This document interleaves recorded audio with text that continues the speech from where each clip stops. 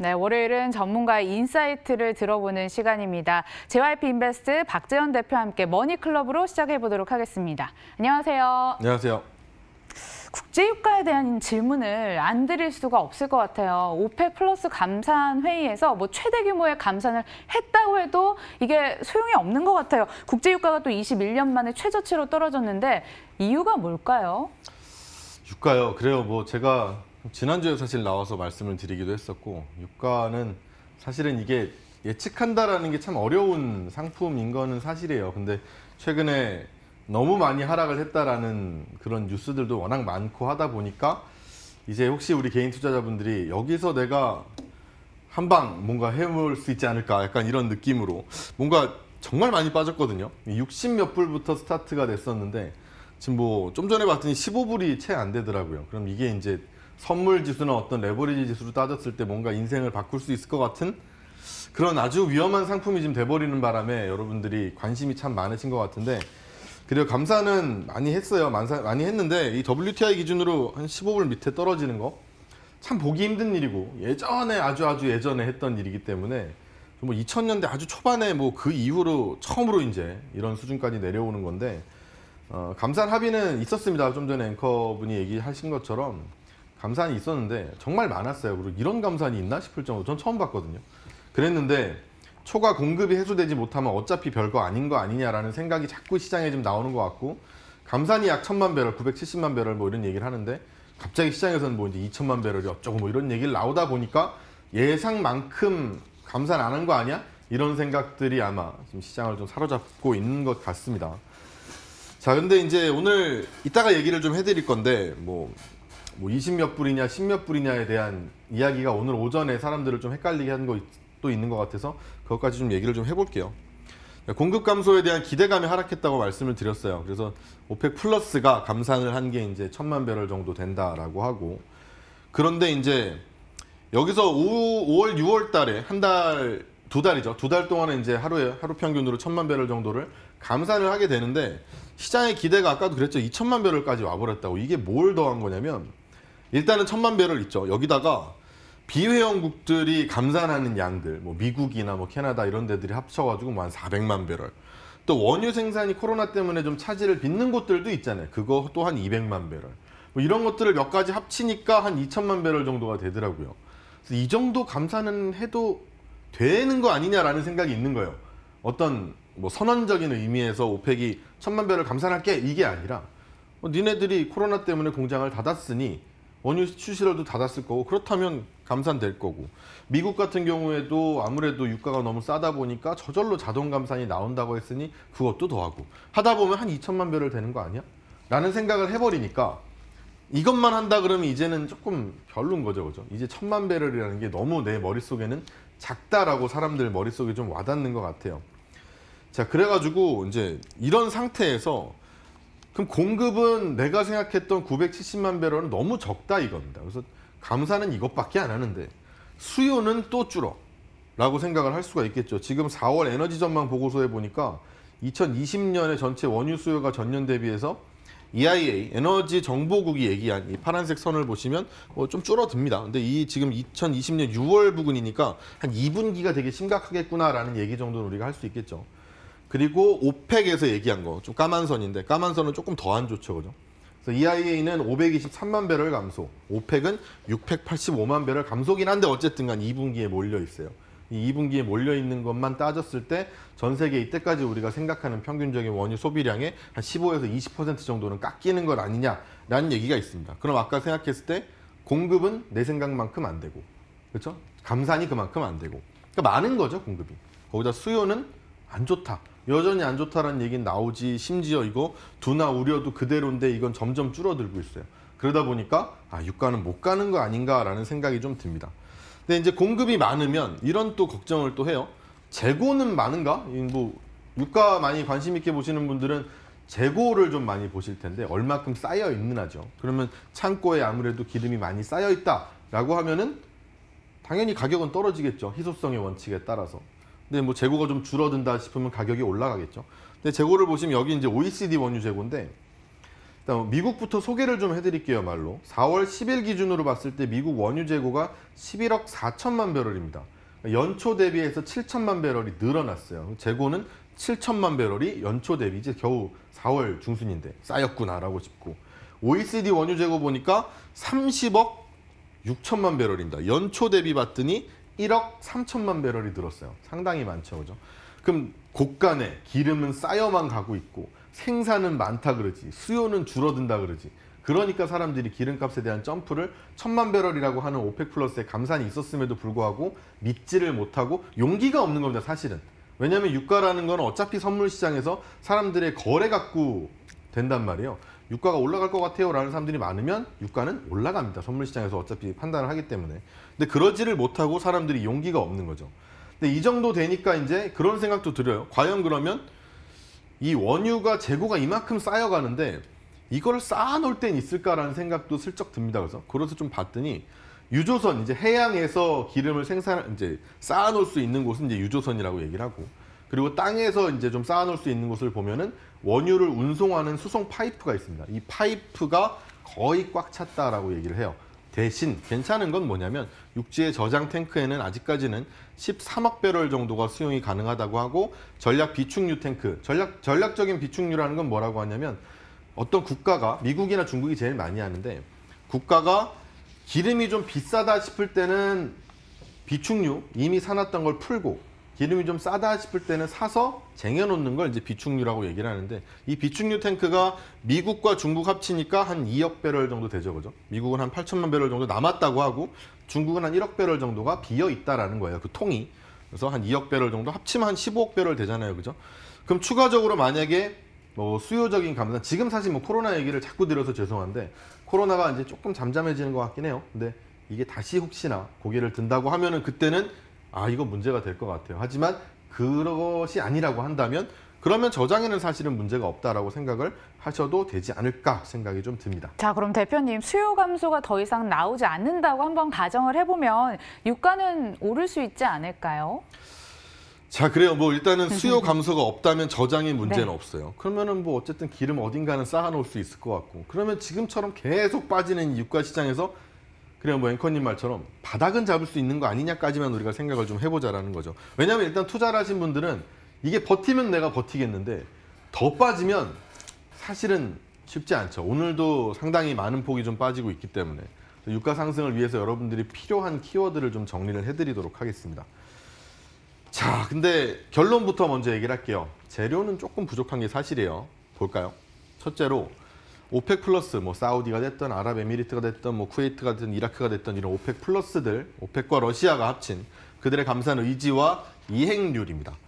감산 의지, 그러니까 감산하자고 우리 약속은 했어요. 약속은 했는데 슬쩍 가가지고 증산해버리면 끝이에요, 사실. 제가 저번 주에도 한번 말씀드렸던 것 같은데, 오펙이라는 단체는 단순한 동아리일 뿐이지 이게 어떤 뭐 강제력을 갖거나 이런 것이 아니기 때문에 생산을 그만합시다, 뭐 적게 합시다라고 했다가도 뒤돌아서 생산하면 끝입니다.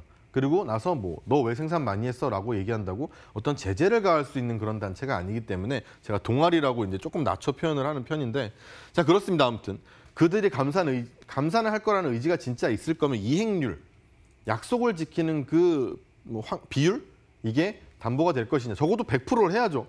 100만 배럴 감산하자, 그럼 100만 배럴 해야 되고, 200만 배럴 넌 하자, 그럼 200만 배럴 해야죠. 그래야 그나마 시장에서 원하는 정도의 효과를 볼 수 있을 건데, 이게 언제 나오냐면 한 달이 지날 때마다 나와요. 근데 5월부터 한다 그랬잖아요. 5월 1일부터 감산이 시작이면 6월 초가 돼야 이 이행률이 나옵니다. 그러면 아직 시간이 되게 많이 남았죠. 한 달하고도 열흘 정도가 남았기 때문에 이 이행률을 보는데 상당히 오래 걸릴 거예요. 거기다가 감산 의지라는 측면에 있어서 과연 이 감산 의지를 믿어줄 수 있을까라는 생각은 자꾸 듭니다. 워낙에 잘 어기기 때문에. 특히 아람코가 이번에 이제 사우디의 아람코가 얘기를 했습니다.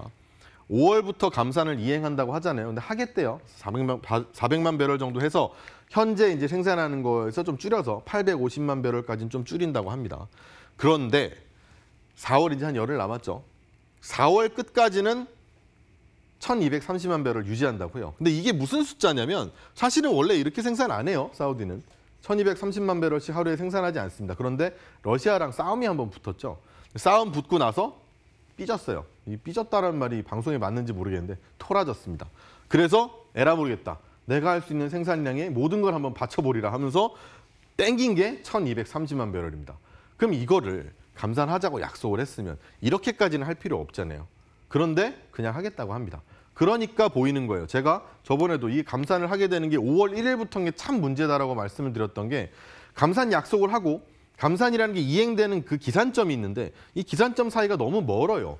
그러면 오펙이나 이런 산유국들은 굉장히 이기적이기 때문에 내가 5월 1일부터 한다 그랬으니까 그 전에는 내가 할 수 있는 모든 힘을 다해서 일단은 생산을 해서 쟁여둡니다. 그래야 나중에 조금 가격이 오르면 그때 거기다 갖다 팔으려고. 그런 국가적인 이익을 위해서 움직이는 건데 아람코가 아랑곳하지 않고 죄송합니다. 1230만 배럴을 유지하겠다라고 얘기를 했어요. 자, 그리고 어쨌든 약간 조금 부족하죠. 그 의지나 이행률이라는 게 과연 될까라는 거에 대해서. 둘째로 미국의 감산에 대한 동참 여부입니다. 아까도 말씀을 드렸지만 지금 세상에는 1000만 배럴이라고 하는 감산량이 떴습니다. 이미 뉴스에 떴고 모두들 알고 있어요. 그런데 거기에 2000만 배럴이라고 하는 시장의 기대가 깔려 있어요. 그러니까 1000만 배럴이 우습게 보이는 거거든요. 그럼 이 2000만 배럴을 만드는 거에 그럼 그 나머지 1000만 배럴 어디서 나와? 이게 미국에 대한 감산 여부가 한 400만 배럴 정도가 포함이 돼 있습니다. 미국 등 뭐 오펙 플러스가 아닌 비회원국들의 감산이 한 400만 배럴이 포함이 돼 있어요. 그래요. 뭐 감산을 할 수도 있고 안 할 수도 있겠죠. 근데 이번에 코노코필립스에서 나왔는데 코노코필립스라고 하면 미국에서 그래도 꽤 메이저급의 석유 회사입니다. 22만 5천 배럴을 매일 자발적으로 감산하겠다라는 얘기를 했어요. 근데 뭐 이 정도면은 하긴 하는 것 같은데 솔직히 좀 부족하지 않나라는 생각도 들죠. 그래도 제가 여러분들한테 좀 오늘은 긍정적인 자꾸 이제 소식을 좀 전해드리고 싶은 것은 지난주에도 얘기 들었던 것과 같습니다. 같은 내용인데 미국 기존의 유정 BEP라는 게 뭐냐면 기존에 있던 기름을 이제 생산하는 유정이 있을 거 아닙니까? 거기서 내가 생산을 해서 얼마에 팔면 굶어 죽지는 않을 것 같아요라는 질문에 대해서 따져보니 저 끝에 23달러부터 6달러, 8달러까지 있어요. 그래서 요 정도 레인지 안에 포함이 된다라고 하면은 먹고 살 수 있을 정도가 되는 거예요. 그런데 지금의 가격은 사실 뭐 15불 뭐 이 정도거든요. 굉장히 낮죠. 그러면 40달러 아래나 40달러 정도 수준에 머물렀을 때 미국 기업들 당신들은 얼마나 오랫동안 살아남을 수 있을 것 같아요? 라고 물어보면 1년 아래가 15%나 됩니다. 상당히 많죠. 우리나라 기업 100개 중에 15개, 한 산업에서 15개가 망가진다고 생각해 보시면 끔찍하다라는 걸 아실 수 있을 거예요. 4년 넘게 버틸 수 있다는 건 절반밖에 되지 않다라는 겁니다. 왜 그러느냐? 신규 유정 BEP는 훨씬 높아요. 새로 유정을 개발해서 거기서 생산을 하는 거는 레인지를 따져보니까 46불부터 52불 정도는 돼야 먹고 살 수 있는 거예요. 근데 신규 유정을 미쳤다고 개발하겠어요, 이런데? 그렇죠. 이러니까 앞으로는 더 힘들어진다라는 겁니다. 그래서 이제부터는 이 미국이 어쨌든 간 이 감산에 참여를 할 수 있느냐라는 게 점점 중요해지는 것 같은데 이 굴착 장비라는 게 있어요. 이거 우리는 리그 카운트라고 부르는데 리그 카운트가 요 끝에 잘 안 보이시죠? 이게 5년치고 좀 잘라서 보시면 이게 1년치인데 이 끝에 보시면 갑자기 똑 떨어지는 게 보시죠. 그죠? 좀 전에 것만 보더라도 미국이 엄청나게 생산을 하기 위해서 이 리그를 굉장히 많이 설치를 했습니다. 그러다가 점점점 줄이더니 갑자기 급속도로 줄이고 있는 모습을 볼 수가 있죠. 그죠? 그래서 이렇게 굴착 장비 수가 줄어들고 있다는 건 미국 내에서도 아우 이제 생산 못하겠다라는 마음을 갖기 시작한 회사들이 꽤 많다라는 거거든요. 그럼 앞으로 분명히 조금은 나아질 수 아까 뭐 이제 22만 5천 배럴을 줄이겠다라는 회사가 이제 나타나기 시작했는데 점차 나타날 수 있지 않을까라는 생각은 들어요. 단지 이제 여러분들한테 말씀드리고 싶은 건 이 시간이 굉장히 오래 걸릴 가능성이 있기 때문에 지금 투자에 있어서 너무 많이 떨어진 유가를 급반등으로 인해서 내가 인생이 바뀔 수 있는 그런 어떤 이벤트라고 생각하시기에는 분명히 좀 부족하다라는 거를 인식하셨으면 좋겠다라는 겁니다. 대표님 마지막으로 이 부분도 좀 체크 도와주시면 좋을 것 같아요. 기사 제목 중에 수요일 유가 급등해도 놀라지 마세요라는 기사였는데 그 내용을 살펴봤더니 선물 롤 오버로 인한 착시 효과가 발생할 수도 있다 이런 내용이었습니다. 선물 롤 오버로 인해 상품이 변화 이게 좀 어려운 내용이라서 자세히 설명 부탁드릴게요. 자, 그래요. 유가는 이거 굉장히 어려운 얘기라서 사실 모르시는 분들은 이게 뭔 말인가 하실 텐데 내일이 아주 문제가 될 수가 있습니다. 이게 뭐냐면 제가 좀 가서 설명을 드릴게요. 유가는 뭘로 따지냐면 우리 유가를 기름을 거래할 때 뭐 어떤 뭐 배에서 만나가지고 뭐 악수하고 10달러에 줘 이렇게 하는 게 아니에요. 이렇게도 물론 이제 거래는 하지만 우리가 시장에서 말할 때 기름은 지금 얼마예요라고 말을 하면 선물 시장에서 CME에 있는 WTI 선물 시장에서 최근월물 가장 가까이에 만기가 도래하는 상품의 가격을 우리는 유가라고 얘기를 합니다. 어렵죠. 지금 이쪽에 멀리 쪽에 보이시는 게 크루드오일 WTI 5월물입니다. 2020년 5월물이고 만기가 내일입니다. 그리고 옆에 있는 게 6월물이에요. 이거는 다음 달 21일 정도 됩니다. 만기가. 그러니까 만기가 얘는 한 달 정도 남았고 이쪽은 내일이 끝이에요. 그럼 무슨 차이가 있냐면 이 선물이라는 건 물론 이제 선물, 기프트인가? 뭐 선물 이제 받는 거 좋은 거 있잖아요. 그건가라고 생각하시는 분들도 있을 텐데 그건 아니고요. 선물은 우리가 이제 먼저 선에 물건 써가지고 futures라고 표현을 합니다. 그래서 나중 거를 얘기를 하는 거예요. 그럼 만약에 이 상품은 지금 내일이 만기고 이 상품은 내일 사라집니다. 없어져요. 그러면 얘는 한 달이 남았고 같은 상품인데도 불구하고 그럼 하루면 무슨 차이가 있냐면 저하고 만약에 앵커님하고 내기를 한다고 쳐볼까요? 내기를 해가지고 내일까지 기름이 얼마 될 것 같으세요? 라고 얘기를 했어요. 근데 지금 15불이에요. 그러면 여러분들이 저랑 한다고 생각을 해보셔도 지금 갑자기 내일 40불이요 라고 손드는 사람은 없을 겁니다. 그렇죠? 하루밖에 안 남았는데 뭐 대충 한 16불, 17불 되겠지 뭐. 아니면 더 빠져도 한 12불, 13불 갈까요? 뭐 이 정도가 최대치일 거예요. 레인지가 굉장히 작다라는 거죠. 그걸 뭐라 그러냐면 선물 시장에서는 시간 가치라고 얘기를 합니다. 이 시간 가치가 만기가 가까우면 당연히 쪼그라들 수밖에 없고 그러면 이 현물을 내 앞에 두고 있는 상태라면 이 만기가 두고 있는 상태라면 그 현물 가격을 향해서 아주 빠르게 수렴하는 경향이 있어요. 하지만 멀리 있다면 다음 달 21일 날 과연 기름값이 얼마가 될까요? 라고 제가 여러분들한테 물어본다고 하면 지금이 15불이야? 그러면 그래도 한 30불? 이런 사람도 있을 거고 어떤 사람은 5불 이런 사람도 있을 겁니다. 이런 식으로 레인지가 굉장히 넓어지거든요. 사람이 생각하는 그런 뭐 호기에 따라서 달라지겠지만 어쨌든 간 이 레인지가 굉장히 넓어져요. 그래서 지금 이 선물 시장에서 생각하는 거는 콘탱고 마켓이라 그래서 향후에 유가가 더 오를 수 있다라는 것을 나타내고 있는 그냥 그 정도 나타낸다고 할까요? 사람들의 마음입니다. 그 사람들의 마음이 시장의 참여자들이 더 오르겠지라고 하는 마음이거든요. 근데 이게 만기가 나중에 있기 때문에 내일이 지나고 나면 이게 롤오버 된다고 얘기를 하는데 이 시장이 끝나고 이 시장으로 넘어오는 게 생기면 이 지금 15불 정도 밑으로 깔려 있는 5월물은 사실 뉴스에서 사라집니다. 없는 상품이 되기 때문에. 그러면 이쪽으로 바뀌어요. 그럼 유가가 크게 흔들리지 않는다고 가정을 한다면 지금 여러분 15불이 깨졌습니다라고 뉴스에 나오고 있지만 사실 내일인 내일 모레 되면 23불 4불입니다라고 뉴스가 나올 수가 있어요. 그러면 갑자기 야, 이게 얼마가 오른 거야? 라는 생각을 하면서 유가가 드디어 바닥을 찍었구나 라는 생각을 하실 수는 있습니다만 그런 건 아니에요. 굉장한 착시라는 거를 여러분들이 좀 아셨으면 좋겠다라는 거고요. 내일 만기가 오니까 내일 모레쯤 되면 아마 이제 뭐 유가가 왜 갑자기 20몇 불이지 이런 얘기 하시는 분들 되게 많아질 건데 그건 그렇게 생각 안 하셔도 된다라는 점을 아셨으면 좋겠습니다. 월물 교체 이벤트에 따른 변동성 확대는 주목할 포인트로 가져가 보시고요. 다음 주 월요일에 박재현 대표와 다시 함께해 보도록 하겠습니다. 오늘 말씀 고맙습니다. 감사합니다.